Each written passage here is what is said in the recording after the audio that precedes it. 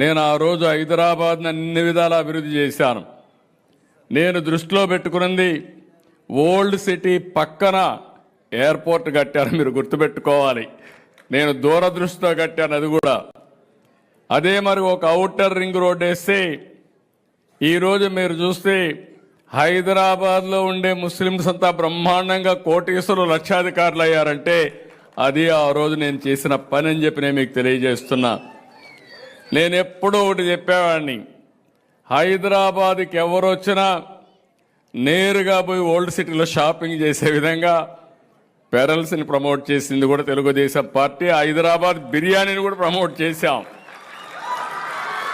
ప్రపంచం మొత్తం హైదరాబాద్ బిర్యానీ అంటే దానికి ఒక ఛాంప్ క్రియేట్ చేసే పరిస్థితికి వచ్చామంటే, ఇంకొక పక్క ఆ రోజు ప్యాలెస్ ఉంటే, పలక్నవా ప్యాలెస్ ఉంటే నిజాం సంస్కృతిని కాపాడడానికి ఒక బ్రహ్మాండమైన హోటల్ పెట్టి దాన్ని కూడా పరిరక్షించామని చెప్పి కూడా నేను మీకు తెలియజేస్తాను. ఒకటి రెండు కాదు, నేను వారసత్వాన్ని కాపాడడం కోసం అన్ని విధాల ప్రయత్నం చేశాం.